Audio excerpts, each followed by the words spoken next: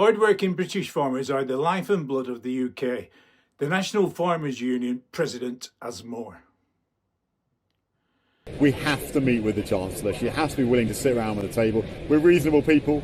We want a reasonable solution. We understand their predicament, but the policy in place today is not fair, it's not reasonable, and the human element is unacceptable. In the House of Commons, the Shadow Secretary of State for Scotland vents his frustrations at Kirsty McNeil. Farmers were not consulted. Indeed, they were misled by his party, their party, when they were told this would not happen. It will lead to the demise of the family farm and undermine our food securities, as farmers will simply stop farming. The concern, the worry and the fear that these changes have wrought on Scotland's farmers are real and are on them and their government. So if the Secretary of State will not attend this weekend, will he at least use his position, and will she use her position as Scotland's man and woman at the Cabinet table to urge their colleagues to do as the NFU ask: stop, reset, reflect and properly engage on and consult on an alternative approach and stop this change? Minister.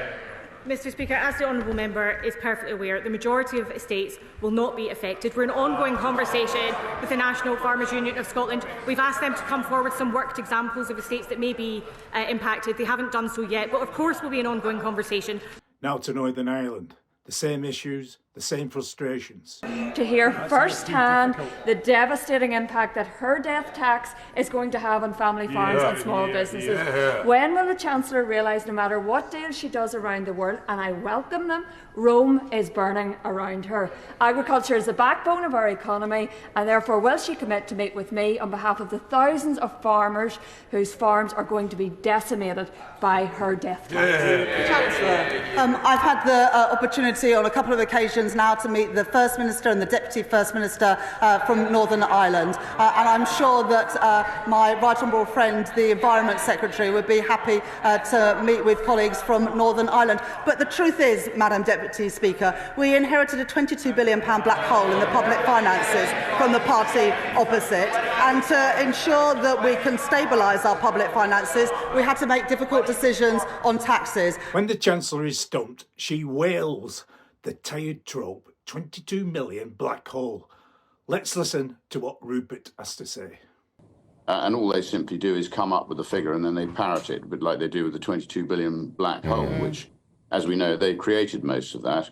But they parrot on about that. That's sort of something they just use almost like automatons. So I'm afraid we've got government, under which I don't think does its research right. It basically wants to make what they're saying fit what they're doing. And I don't need, I could do it with my slide rule, I don't need a calculator to work out that what they're saying is complete rubbish. The Tories hit back and turned the tables on the Starmer team. Labour supporting tax expert Dan Needle saying these budget changes would hit farmers too hard and avoid tax avoiders too lightly, arguing that the policy needed to change.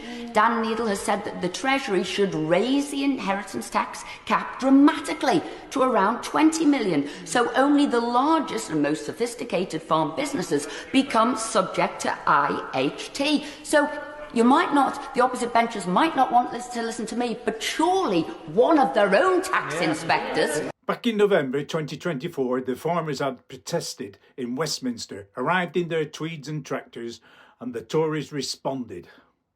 That everyone came to London yesterday to thank the government.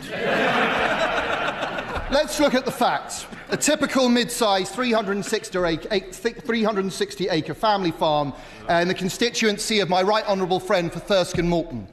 They've spoken to their accountant. Their new liability because of this government is £500,000. That's 12 years' worth of profit. When this generation passes away, that farm will become totally unviable, and it's just one of thousands and thousands of similar farms. It's clear the government hasn't got its facts right. The Central Association for Agricultural Valuers, the real experts in this field, say so. The NFU says so. They're shortly to publish a report showing that 75% of all commercial farms will fall above the threshold.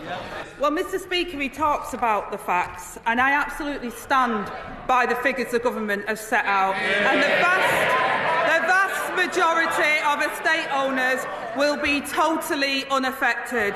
He wants to talk about the figures, Mr Speaker. I will be crystal clear. The vast majority of estate owners will see no change and pay no tax on land passed on valued at £1 million. There you have it, the farming brethren, the length and breadth of the UK, the backbone of our country. Out in all weathers, come wind, hail, rain or snow, tending to the animals, ensuring food is supplied 24 hours a day, 7 days a week.